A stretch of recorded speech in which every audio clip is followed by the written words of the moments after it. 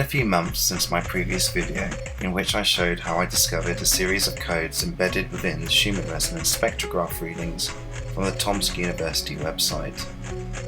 Determined to satiate my curiosity of the phenomena, I experimented using techniques I had developed through my artistic practice. From a recommendation by a friend, I later found this wasn't the first time that similar techniques had been used to decrypt things, as the scientist Maurice Cotterell used similar techniques in decoding Mayan glyphs and artifacts. My process works by taking a selected vertical section of the Schumann Resonance spectrogram and by a series of compositing layers, mirroring and symmetry in Photoshop, I was able to reveal what appears to be a series of codes, glyphs, images, and even sound and animation. In trying to understand how this might be possible, I decided to review the mainstream explanations and see where they take me. Let's see what those bastions of mainstream knowledge, Wikipedia, have to say about it. The Schumann resonances are a set of spectrum peaks in the extremely low frequency ELF portion of the Earth's electromagnetic field spectrum. Schumann resonances are global electromagnetic resonances generated and excited by lightning discharges in the cavity formed by the Earth's surface and the ionosphere.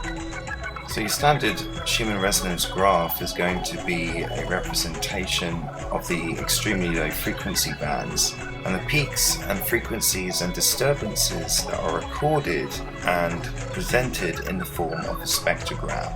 Think of a spectrogram as a visual representation of frequencies of sound, and the colours tend to indicate the loudness of the said frequency. So darker colours are quiet, where bright colours are louder. The same principles are used in audio editing software such as Adobe Audition. In these examples you can see some steganography work, which is the practice of concealing a file, message, image or video within another file, message, image or video. A couple of years back I got involved with a group of people who were decoding some Cicada 3301 puzzles online, where they embedded messages in the spectrograms of the audio files. So as you can see, there is a precedence for this kind of encryption, and it can work the other way too.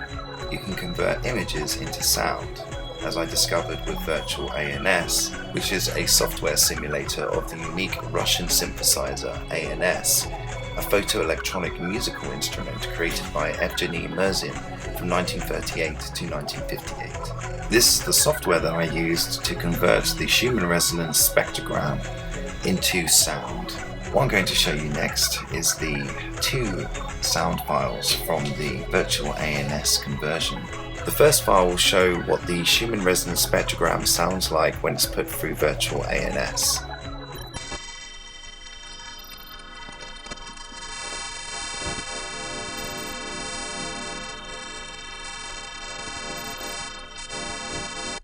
The second file is the audio conversion of a selected part of the Schumann Resonance spectrogram with which I'd applied the symmetry process.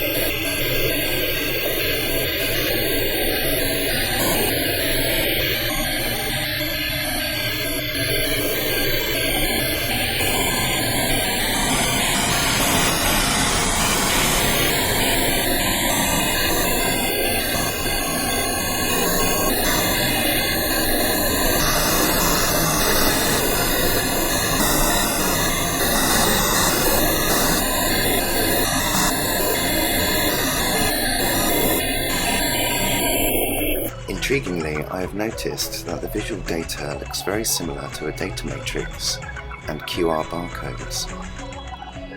The data matrix is a two-dimensional code consisting of black and white cells, or dots, arranged in either a square or rectangular pattern, also known as a matrix.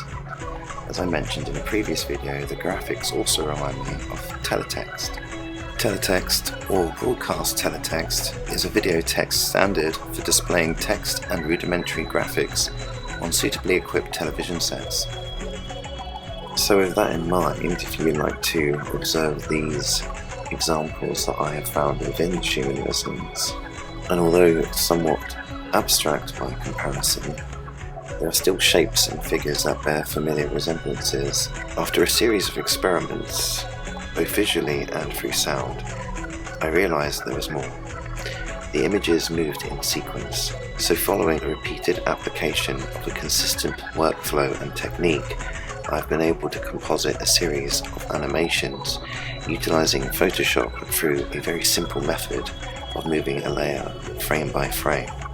The effect is repeatable with consistent recurring shapes and patterns. Although the results for each strip are unique, no one is the same. I've begun to form a hypothesis and speculate on conclusions as well as consider the broader implications. The animations themselves include faces, symbols, numbers, letters, shapes, all reoccurring, all very clearly discernible, indicating highly organised or advanced intelligence and communication. These are dense data packets containing visual and audio information, and from the way in which it has been extracted and by observation, I would suggest that many of the pixels referring to letters, numbers and symbols can be interpreted as a form of communication. I cannot guarantee that these are faithful reconstructions of the data, or indeed that my technique is the correct method. I have no frame of reference by which to compare it. Thus I will continue to develop and expand on these techniques over time.